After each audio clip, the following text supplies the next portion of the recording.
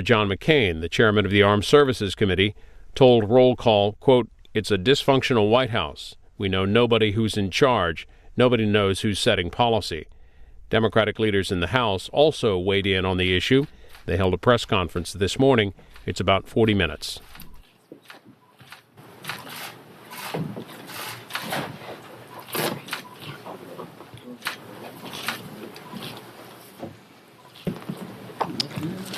Well, good afternoon. We're going to get started. The leader will be with us shortly, but I wanted to begin by just making a few observations and then invite my colleagues to do the same.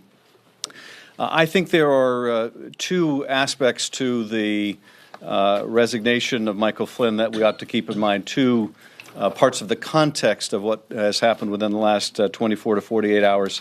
The first is that it's very important, I think, for us to do a thorough investigation of any contacts between the Trump campaign and any Russian officials during the course of that campaign. Among, I think, the very serious allegations have been that there were a course of contacts that is within the scope of what the House Intelligence Committee will be investigating. And I think those are among the most serious allegations, because if there was any form of collusion with the Russians during the course of their illegal activities, that would obviously be of the utmost gravity. So I think that is a part of the context here. That is a set of allegations that can and must be investigated. What has taken place most recently, though, surrounds the issue of Flynn's contact with the Russian ambassador at the end of December.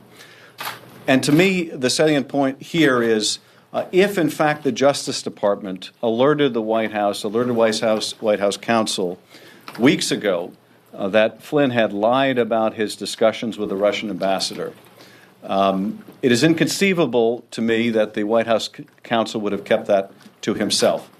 So others in the administration were aware that the National Security Advisor of the United States had misled other administration officials who had in turn misled the American people.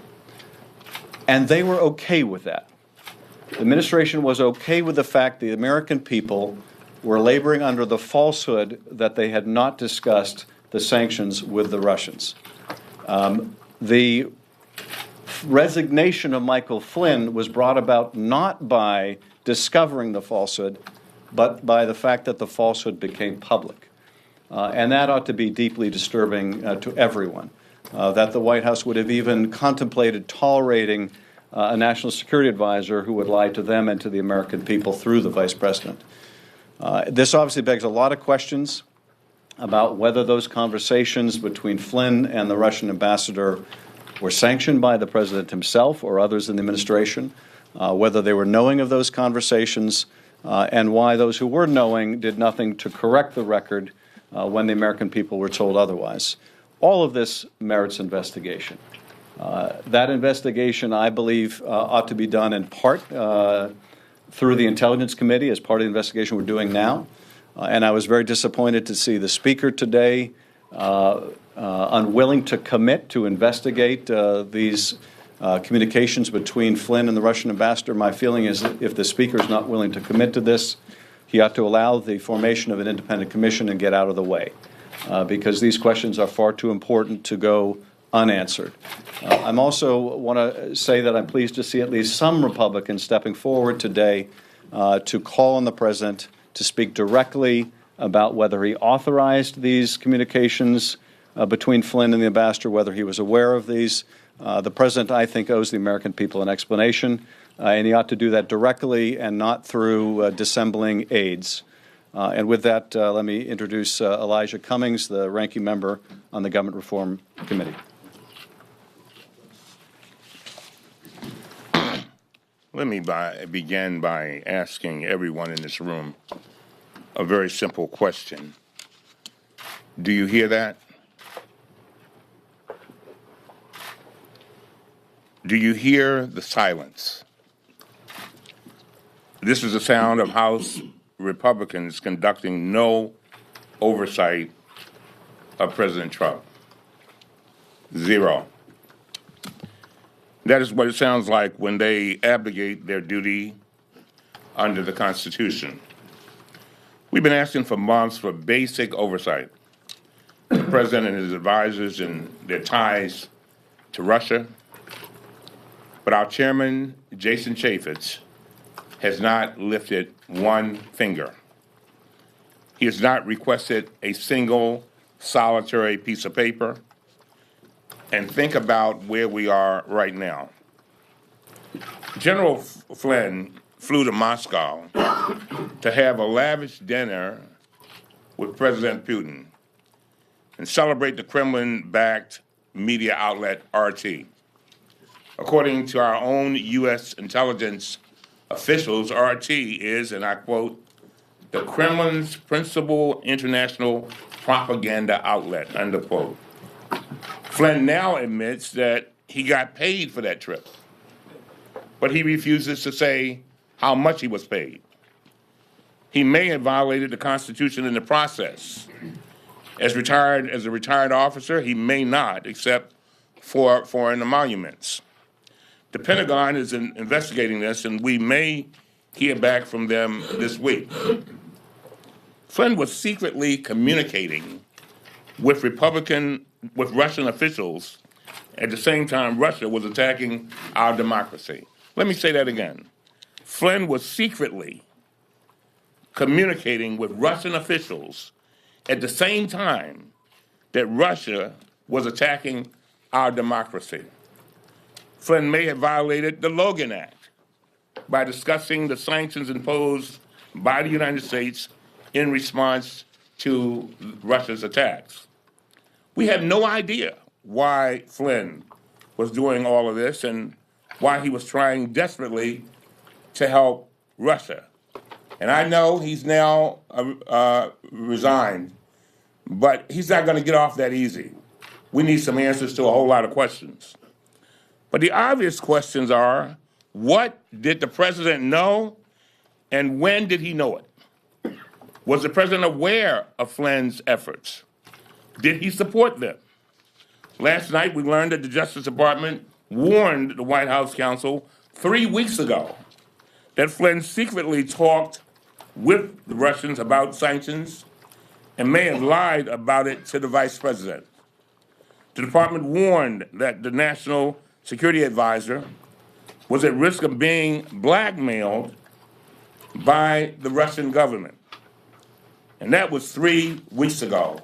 3 long weeks ago. 21 days ago. So why did the president say on Friday he did not know anything about Flynn's calls with the Russian ambassador? Did the White House counsel really never tell the president? Because if that is true, I cannot see how the White House counsel could stay in his position.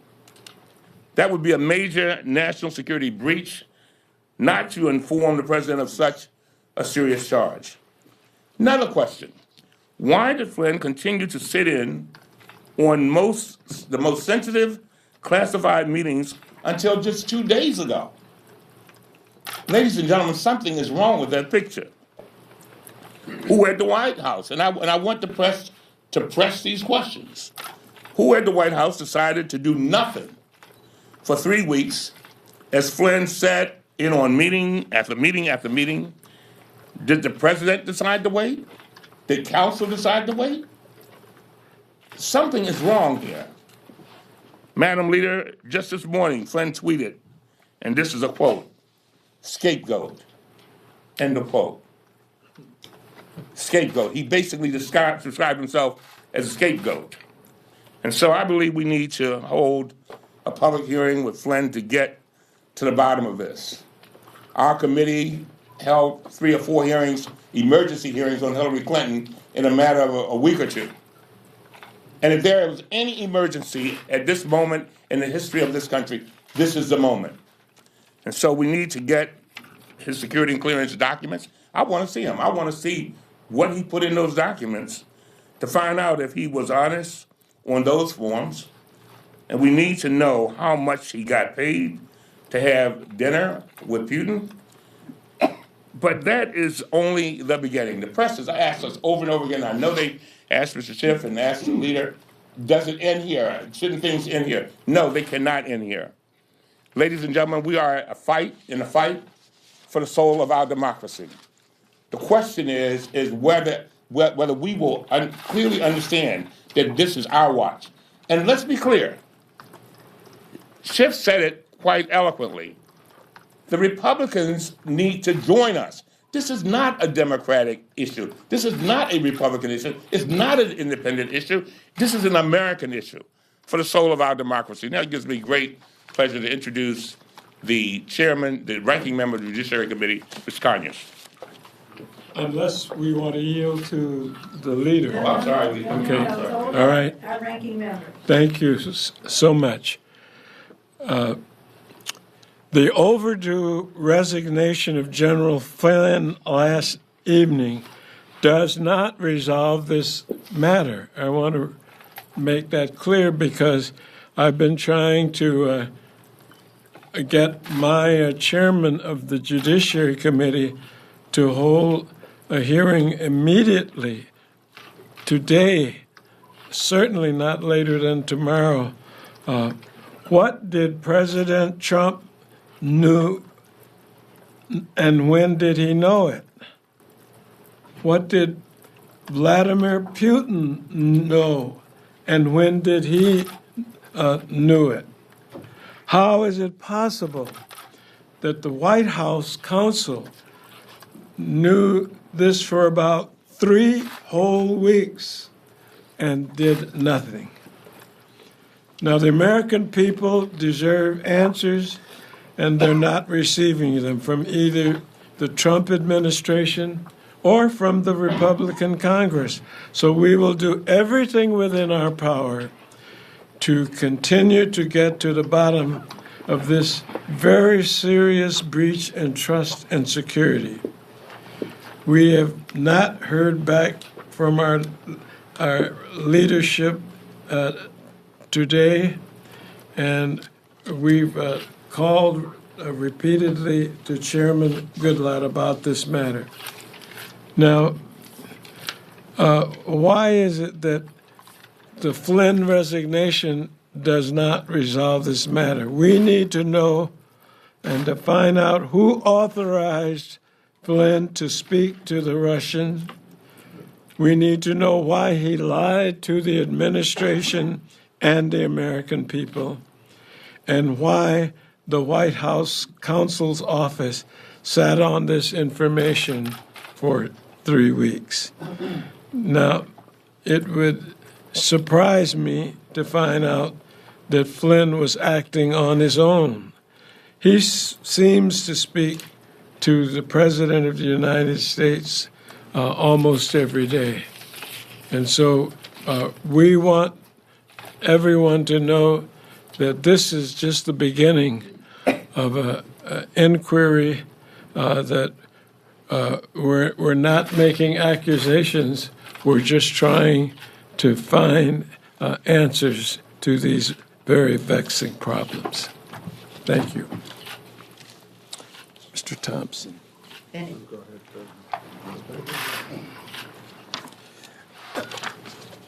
Good afternoon. I'm Benny Thompson, Ranking Member of Homeland Security. From what you've heard from other members, this resignation only starts the issue. There are a lot of unanswered questions. You can't blame the press for a person's resignation. The press, just like the people, have a right to know. There are a lot of unanswered questions that go with this resignation that, as members of Congress, we're duty bound to try to find answers to. So I'm looking forward to the leadership, should they desire, on the Republican side, to step forward and do the right thing for this country. Russia, under any circumstance, has demonstrated that they are a bad actor and complicit in a lot of what's going on. The people have a right to know. And so we're here today to put front and center that while this is the people's house, the people, just like members of Congress, have a right to know what's exactly behind the resignation, who knew what was going on before the phone calls, whether there are transcripts available. We understand there might be, but that's why Congress can get engaged in this as well as the people, so we can finally get some answers. Thank you. Good afternoon. I'm Elliot Engel. I'm the ranking member of the House Foreign Affairs Committee. Thank you, Madam Leader, and thank you, fellow ranking members. Good afternoon. The National Security Council is at the top of our foreign policy decision-making apparatus. If the Council is dysfunctional, if its leadership is compromised, it puts our national security at risk. So it's a good thing that General Flynn stepped down. But his departure raises more questions than it answers. What promises did General Flynn make to Putin's ambassador, and who else was involved? How deep were the connections between Russia and President Trump's campaign prior to the election? Why did the White House ignore the warnings of the Justice Department and allow someone subject to Putin's blackmail to remain in a critical national security role? This problem, therefore, is far from resolved. We need to pursue and protect. Pursue the answers about Russia's interference in our election and Putin's ongoing ties to this administration, a thorough investigation by a nonpartisan commission. Punish those responsible for trying to undermine our democracy from overseas, and protect future elections from this sort of unlawful interference. Legislation introduced by Ranking Member Cummings, the Protect Our Democracy Act, and my own bill, the Secure Our Democracy Act, would put us on the right path. These bills should be no-brainers, but we don't hear much from our Republican friends. Unfortunately, House Republicans don't seem to have any interest in dealing with this challenge. It's really hard to believe. A foreign government tried to undermine our democracy and until last night had compromising material on a very senior administration official that we know of. Republicans don't seem to care. What else does Putin have? And on whom? Apparently, House Republicans aren't interested in finding out. Already today, their leadership has offered a collective shrug when asked if there should be an investigation. That's the definition of putting party before country. But we're not going to back down. We're going to press this issue again and again until we get answers. Democrats are not going to remain silent. House Foreign Affairs Democrats are not going to remain silent. This isn't about politics. This is about grappling with a real threat to our security and our democracy.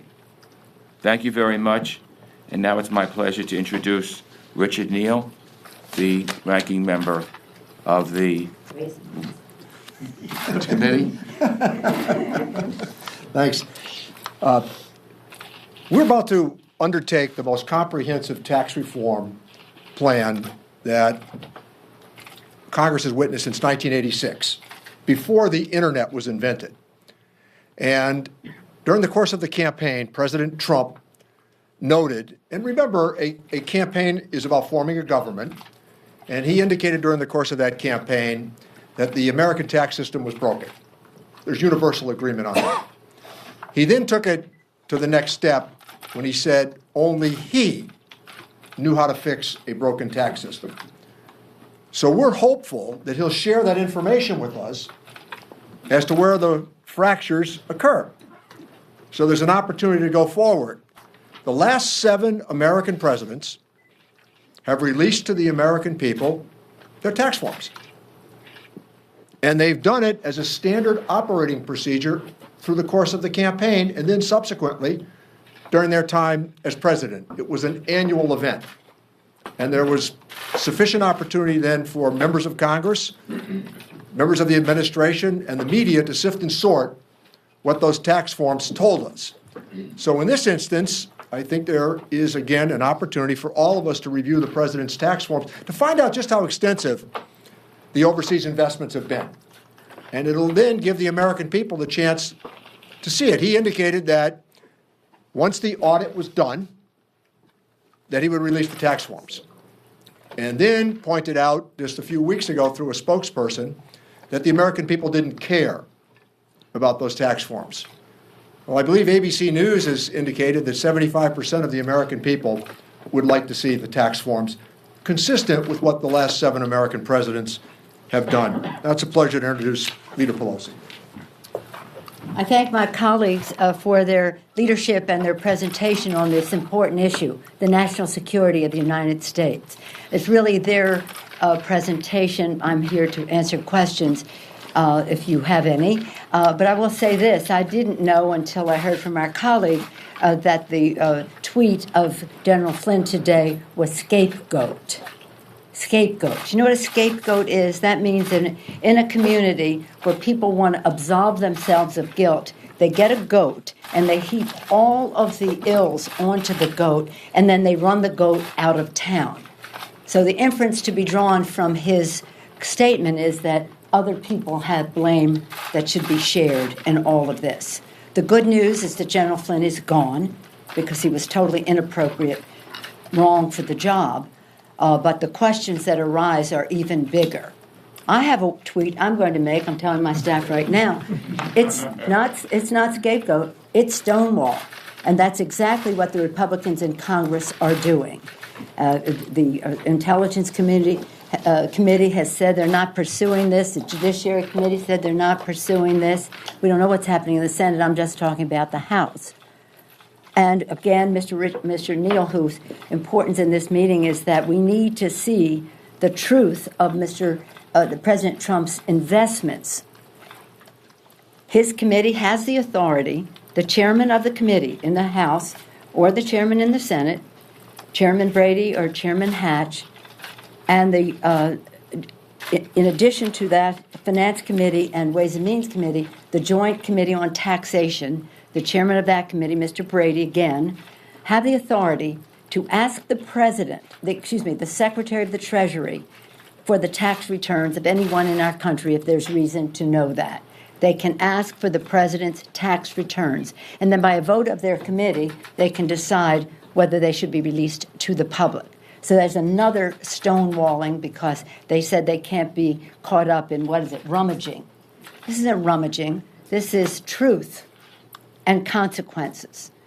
The truth is the American people have a right to know the truth. We see the consequences that can be dangerous to our national security.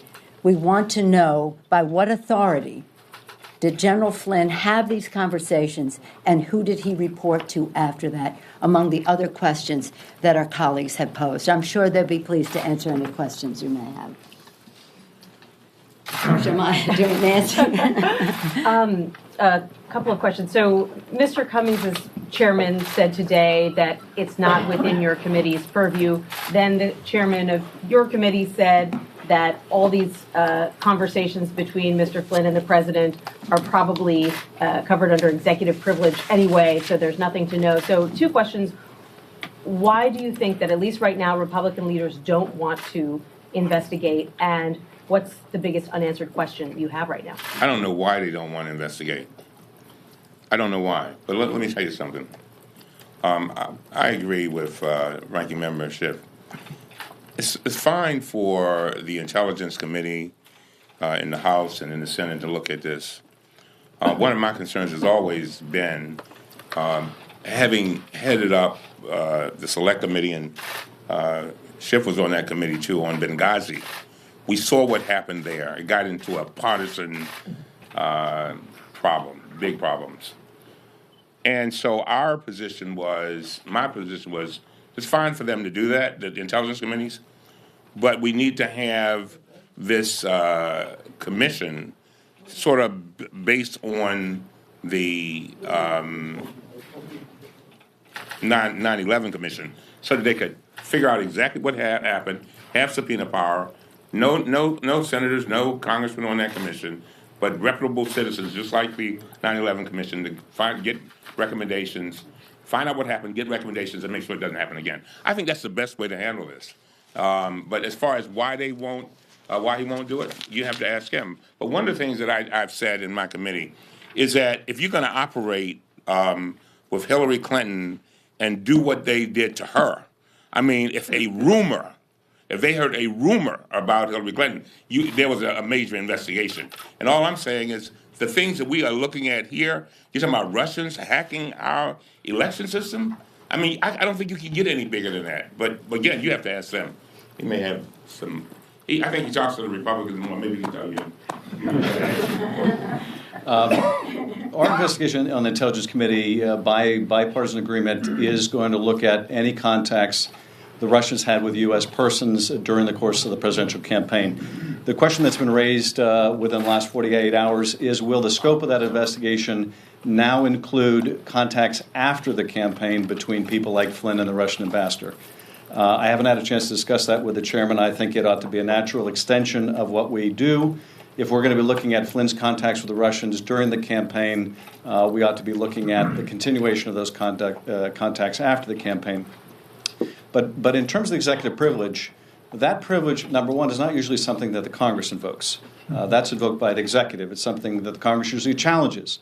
But beyond that, that privilege doesn't apply to the time before Flynn became National Security Advisor and before the president became sworn in. So it has complete inapplicability to this conversation with the Russian ambassador.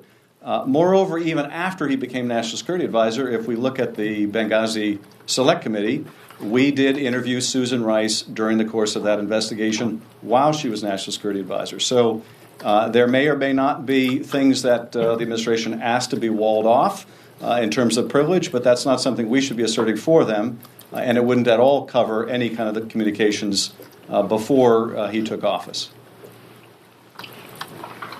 Yes, Leader Pelosi, in light of all this, in light of the last 3 weeks, you guys are out of power. You really can't do anything but complain. How has your strategy evolved for how to combat this administration and how ultimately to win back power? Well, I don't associate myself with your characterization. All we do is complain. They have given plenty grist to the mill for undermining the democracy of our country, the national security of our country, and I commend my colleagues on their respective committees for their leadership in putting forth this. But I will make a distinction.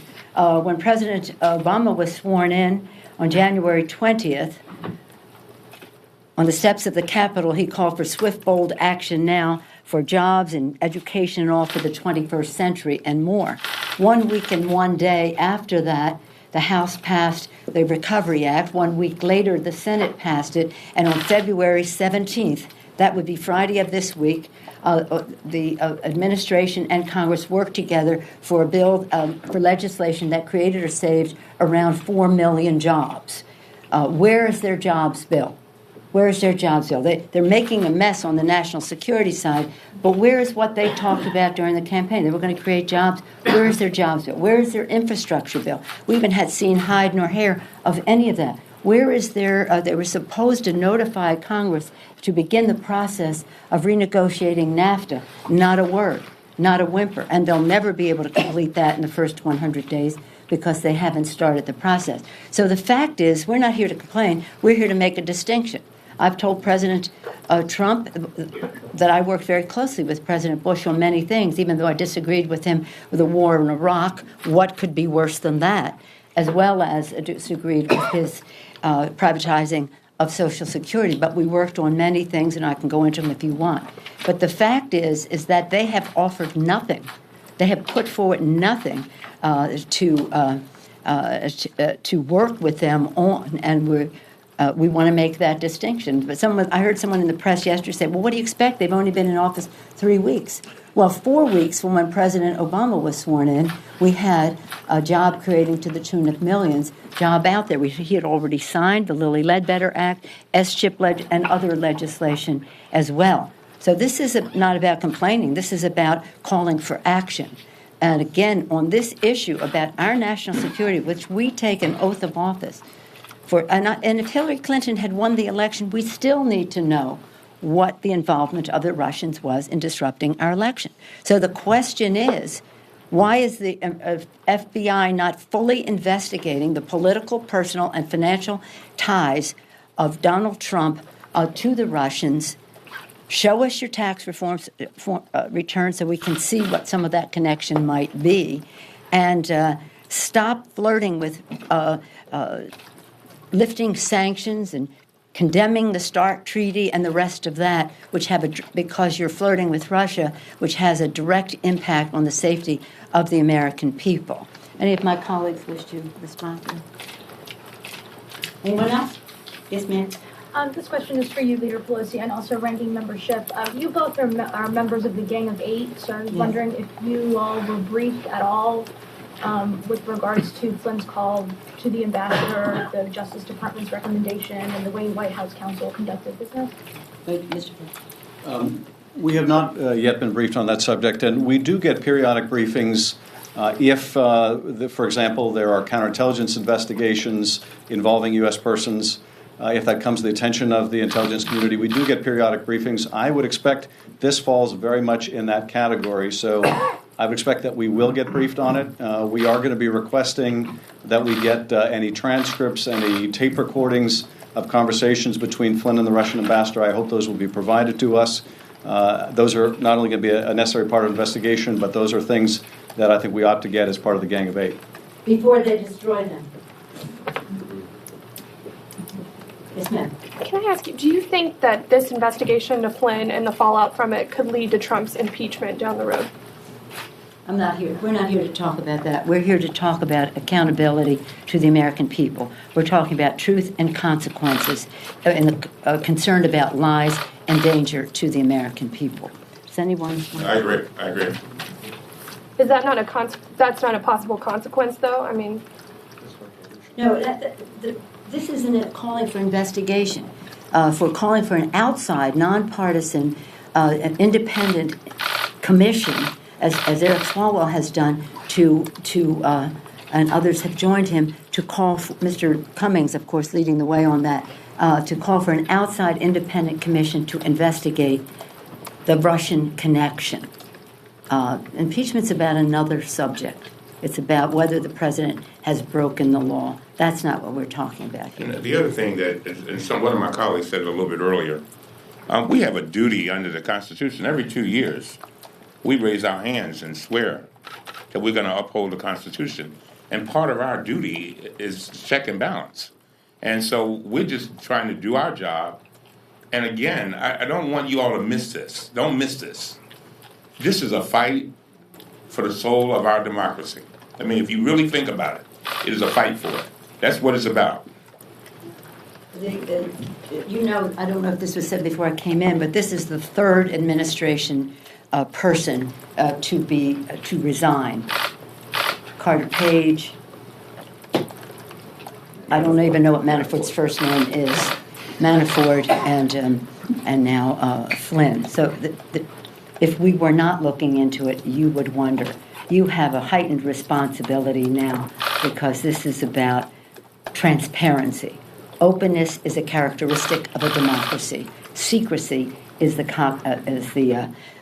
tool of an authoritarian regime, and they are engaging in secrecy at the expense of our national security. One last question. Yes, sir. I mean, aside from the specifics of this, what's your general reaction or response to the fact that this is a high-profile member of the administration resigning with a lot of questions less than a month into an administration? Just the timing of all of this. Do you want to speak to? I mean, I'll go in closing, but you go to my colleagues. Well, it's profoundly concerning, I think, at a couple levels. One, for what it says about the administration itself, its disorganization, and as I mentioned earlier, its tolerance for the fact that they had propagated this lie to the American people, and until it was exposed, they weren't willing to set the public straight. But it's also concerning because, you know, we just had the North Koreans launch a missile into the sea. There may be a crisis with Iran tomorrow. We need a National Security Council and infrastructure that works, that's not dysfunctional, that's not at each other's throat, that's not worried about whether they're going to have a job tomorrow. And we don't have a functional National Security Council. We don't have a particularly functional White House when it comes to national security. And that's terribly concerning, just in terms of the paramount responsibility of government, that is protecting the country. Any of our colleagues? Mr. Johnson? Well, let me just, please, Ellen. I just want to reiterate, we have had our election, our democracy, potentially compromised by things that Russia has done. I mean, that would be bad enough just in itself.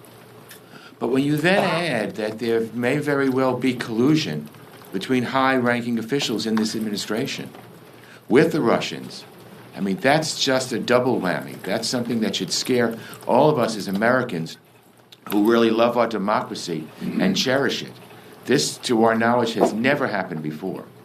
And you know, my Republican colleagues, who I know many are wary of Russia and Putin and what he stands for, it's just unbelievable to me that they are not leading the charge to demand the bottom line, the truth, from this administration in terms of Russia, in terms of hacking our election, in terms of trying to undermine the democratic process.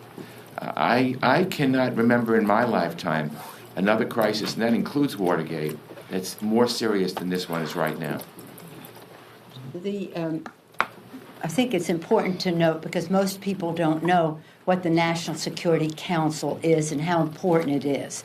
The person who is the chairman, is the President's National Security Advisor, is the person who manages all of the, say, for example, all the committees that we're talking about, the Department of State, we're talking about the Department of Homeland Security, we're talking about the Department of Defense, we're talking about Foreign Affairs, all of the aspects of our national security. So clearly the President exercised very poor judgment in putting in somebody there who couldn't even manage himself.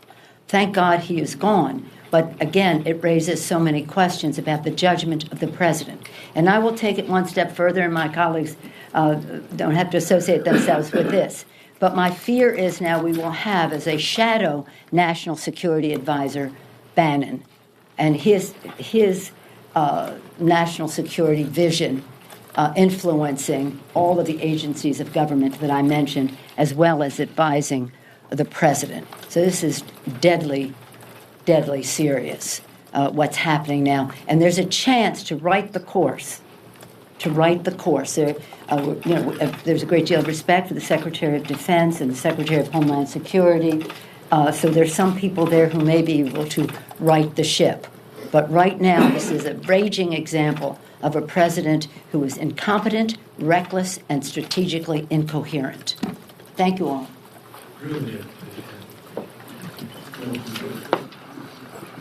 We've been joined by our colleague, Congresswoman Sheila Jackson.